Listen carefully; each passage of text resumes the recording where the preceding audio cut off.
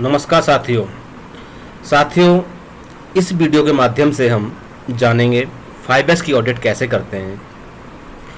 ये वीडियो किसी भी डिपार्टमेंट में यूज कर सकते हैं। जैसे बात करूं मैं मेडिकल, स्कूलेज, कॉलेजेस, आपके इंडस्ट्रीज एरिया। अगर मैं इंडस्ट्री एरिया में डिपार्टमेंट की बात करूं, कोई भी डिपार्टमेंट हो सकता है, production, quality, maintenance, purchase, marketing, FG store, RMS, जो भी डिपार्टमेंट हैं, सभी डिपार्टमेंट के लिए ये वीडियो बहुत हेल्पफुल होने वाली है। इस वीडियो में हम आपको एग्जाम्पल के तौर पे बताएंगे 1S में क्या चेक करेंगे, 2S में क्या चेक करेंगे, ये सारी डिटेल में हम समझेंगे। तो साथियों पूरी वीडियो देखें, एक एक पॉइंट समझने की कोशिश करें। तो आइए साथियों देखते हैं इस चीज़ को। तो मैं चेकशीट से ऑडिट करने से पहले कुछ आपको बताना चाहता हूं मैं, हम ऑडिट करने से पहले क्या एक्टिविटी करते हैं। तो पहले हम इंडस्ट्रीज़ में या अपने मेडिकल में, जो आपका मेडिकल है या मेडिकल स्टोर है या आपका हॉस्पिटल है, वहाँ सभी कर्मचारियों को ट्रेनिंग दें, 5S के बारे में बताएं 5S क्या होता है, और अपनी इंडस्ट्रीज़ में सबको ट्रेनिंग दें, समझाएं 5S क्या होता है, 5S का मतलब क्या है। जब तक उन्हें 5S का मतलब नहीं पता होगा तब तक आपका 5S ऑडिट से करने से कोई बेनिफिट नहीं होगा। तो पहले ट्रेनिंग देने के बाद हम जोन में उसे डिवाइड करते हैं, एरिया वाइज डिवाइड करते हैं और उसकी रिस्पॉन्सिबिलिटियों को डिफाइन करते हैं, जिससे जिस एरिया में जिस कैंडिडेट की रिस्पॉन्सिबिलिटी रहेगी वो अच्छा करेगा, और उसको हम कंपटीशन तौर पे दे सकते हैं कि जिस एरिया में अच्छा 5S रहेगा उसे पुरस्कार देंगे, तो और 5S अच्छा होगा और मेंटेन रहेगा। तो फिर हम 5S ऑडिट का प्लान कर देते हैं। फिर 5S ऑडिट का प्लान करेंगे, प्लान करने के बाद हम ऑडिट करते हैं। ऑडिट करने के बाद जो फाइंडिंग निकलती है उनकी समरी बनाते हैं। समरी बनाने के बाद हम उन पॉइंटों को फॉलोअप करते हैं। जो भी पॉइंट निकल के आते हैं उनकी हम ऑडिट करते हैं। ऑडिट करने के बाद हम समरी बनाते हैं। समरी बनाने के बाद उनको हम फॉलोअप करते हैं।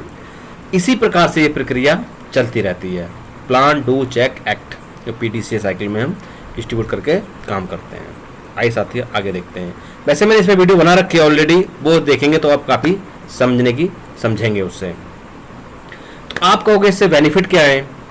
बेनिफिट है आपके वेस्टेज कम होंगे, 0 इंजरी होगी, 0 डिफेक्ट्स कम होंगे, ब्रेकडाउन और 0 डिले। तो मैं बात करूँ कहेंगे वेस्टेज कैसे कम होगी। जैसे आपकी रिजेक्शन कम होती है तो वेस्टेज कम होगी, स्क्रैप कम होगा तो कंपनी के लिए प्रॉफिट होगी। इंजरी की बात करूँ तो जैसे मशीन से ऑयल लीकेज हो रहा है, वो ऑयल फ्लोर पे आएगा। जैसे फ्लोर पे आया, आप वहाँ से गुजर रहे हो, ऑयल पे पैर पड़ेगा तो आप फिसलेंगे, आपको चोट लगेगी, इंजरी होगी। अगर आप उसको क्लीन करेंगे, ऑयल को, लीकेज को बंद करेंगे, तो आपको ये इंजरी होने के चांसेस कम हो जाएंगे। आपके एरिया में डस्ट ज़्यादा है, अगर डस्ट प्रोडक्ट पे जाएगी तो प्रोडक्ट रिजेक्ट होगा। अगर प्रोडक्ट आपने अनइवन रखे हुए हैं, मिक्स में रखे हुए हैं, तो डेंट पड़ेंगे। इस प्रकार से हम ये रिजेक्शन और वेस्टेज कम कर सकते हैं। तो एक बार हम इसको 5S को समझते हैं। 5S क्या क्या हैं। वैसे मैं ऑलरेडी वीडियो में बता चुका हूँ, ये वीडियो स्टार्ट करने से पहले तो हमें थोड़ा सा पता होना चाहिए। तो पहले सीरी में क्या करते हैं हम, सॉर्टिंग आउट है छटाई करना। पहला मतलब छटाई करना, जो भी पार्ट्स हमारे अनइवन काम के हैं, जो काम के नहीं है उनको अलग करना, जो काम के उन्हें एक जगह करना। फिर उन्हें क्रम व्यवस्थित लगाना, सजाना, उनको एक एक करके लगाना उनको, जिससे हम एक एक करके लगा देंगे तो उन्हें हमें आसानी होगी देखने में। फिर उनको हम आता है प्रत्येक वस्तु को चमकाना, साइन एवरीथ, हमें पूरी वस्तु को चमकाएंगे, जो भी मशीन है क्लीन साफ सुथरी रखेंगे, ठीक है। फिर आता है चौथा सिकेत्सु में क्या इसको कहते हैं, स्टैंडर्डाइजेशन, मानकीकरण करना।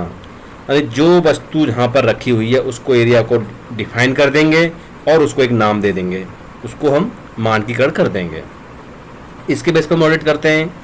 5वां ऐसा आता है सितुस्के, इसमें स्वयं अनुशासन, जो भी हमने ये 4 S पढ़े थे, इन 4 S के आधार पर वो सारी वस्तुएं फुलफिल हो रही हैं या नहीं हो रही, इसके हम पालन करते हैं।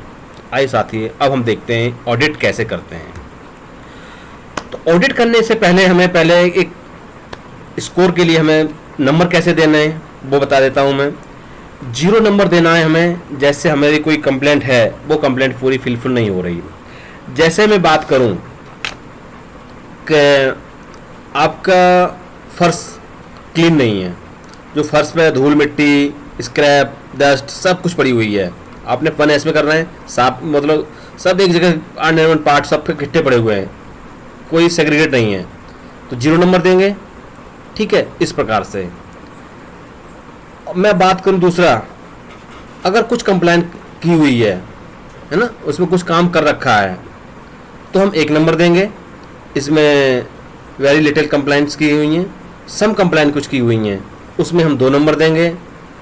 और सिग्निफिकेंट कंप्लेंट्स है, कुछ कर रखे कंप्लेंट, ठीक है अच्छा कर रहे हैं, बीच में कोई फॉलो नहीं करते हैं, उसमें 3 नंबर देंगे।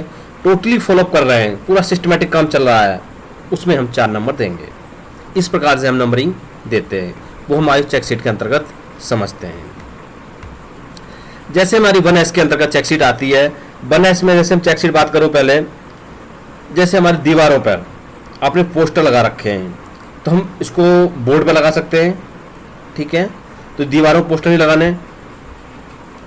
और बात करूं मैं, जैसे हमारा फर्श है, खिड़की है, दरवाजे हैं, इनमें इस प्रकार से साफ सफाई नहीं है, और स्क्रैप और टूल बॉक्स सारे एक जगह मिक्स पड़े हुए हैं, ये सब छटरी नहीं किए हुए हैं, उसको हम नंबरिंग दे सकते हैं। उस प्रकार से हम यहाँ नंबरिंग देते हैं। ये तो ये चेकशीट पॉइंट है, जैसे एक एक पॉइंट पढ़ते जाएंगे।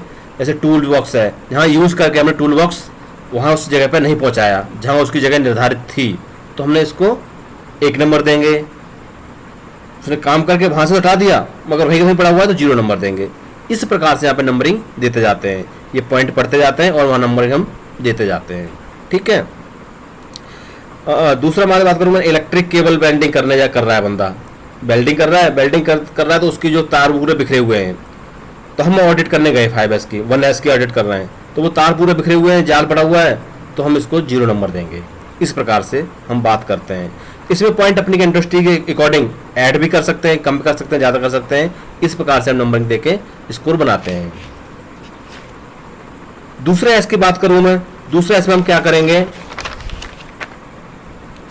जैसे हमारे फीफो मेंटेन नहीं कर रहा हमारा, ये इसमें फीफो है, फीफो आज मेंटेन कर दिया, अब इसमें फीफो बिल्कुल मेंटेन नहीं करते हैं तो 0 नंबर देंगे।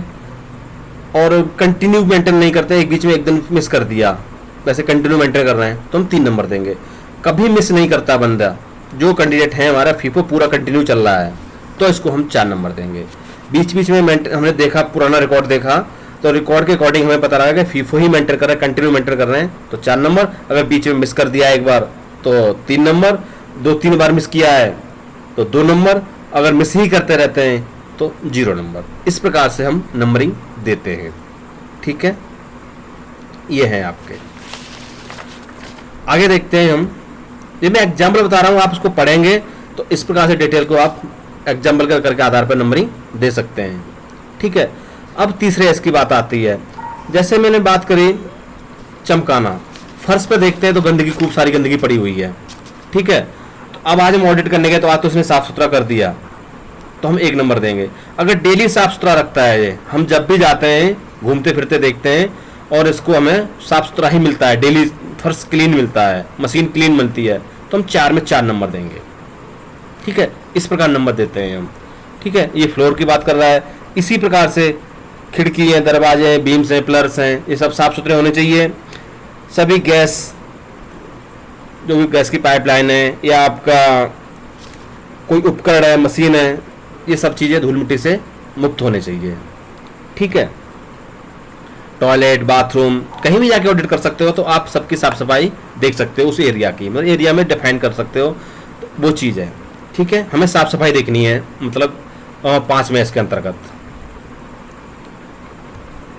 चौथा एस आता है। चौथे एस में क्या करते हैं हम, जैसे कोई हमारी प्रत्येक स्टैंडर्ड है और एसओपी है, एसओपी के अकॉर्डिंग काम नहीं हो रहा है, जो हमारी वर्क इंस्ट्रक्शन है या एसओपी है या स्टैंडर्ड पैरामीटर है, उसके अकॉर्डिंग काम नहीं कर रहा है ये बंदा, कैंडिडेट काम नहीं कर रहा है।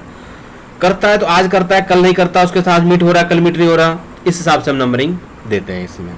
तो ये सारे नंबर हम जोड़ लेते हैं, इसको ये नंबर सब जोड़ते जाते हैं और जहाँ कंप्लाइन लिख देते हैं क्या कंप्लाइन है इसकी, इस प्रकार से। ठीक है, एसओपी के अकॉर्डिंग नहीं कर रहा है और जो भी इसके काम है उस हिसाब से नहीं कर रहा है, यानी स्टैंडर्डाइजेशन नहीं है। जैसे कोई पार्ट्स टूल बॉक्स है हमारा, शैडो बॉक्स में रखना चाहिए।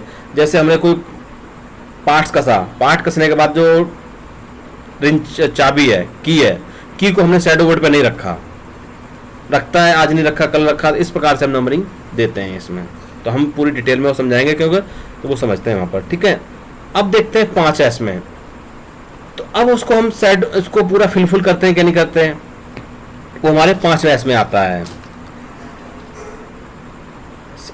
और इसमें हमें टॉप मैनेजमेंट भी ऑडिट करता है इसमें, तो वो भी देखता है अगर कोई फंडिंग नहीं मिलती तो इसमें हम देखते हैं।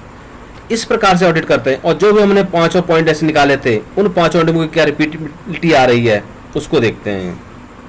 ठीक है, इस प्रकार से हम ऑडिट करते हैं। साथियों, ये छोटी सी वीडियो थी, आपको कैसी लगी कमेंट करके जरूर बता सकते हैं। इसमें हम देखते हैं ये स्कोर निकल के आता है, हमने ये जो भी हमारे 5 एस के जो टोटल किए, कितना मैक्सिमम मार्क हैं और कितने हमारे जो मार्क निकल के आए वो जोड़े और इसको इससे डिवाइड कर दिया और इनटू 100 ये परसेंटेज निकाल दी। तो ये हमारा टारगेट दिया हुआ है, इस टारगेट से कितने % आ रहा है ये हम कैलकुलेट करते हैं। इस प्रकार से हम ये ऑडिट करते हैं। तो ये चेक शीट है, इस प्रकार से हम चेक शीट के आधार पर ऑडिट कर लेते हैं। ओके साथियों, ये वीडियो आपको कैसी लगी कमेंट करके जरूर बता सकते हैं। अगर और भी कोई सुझाव है वो दे सकते हैं, उसके आधार पर हम आपको और उसकी फिलफिल करने की कोशिश करेंगे। साथियों, अगर ट्रेनिंग लेना चाहते हैं आप तो ट्रेनिंग अटेंड कर सकते हैं, दिए हुए नंबर से आप ट्रेनिंग अटेंड कर सकते हैं। तो ये नंबर दिए हुए हैं, इस नंबर पर आप कॉल करके ट्रेनिंग अटेंड कर सकते हो। ठीक है, ओके साथियों, जय हिंद, जय भारत, थैंक यू।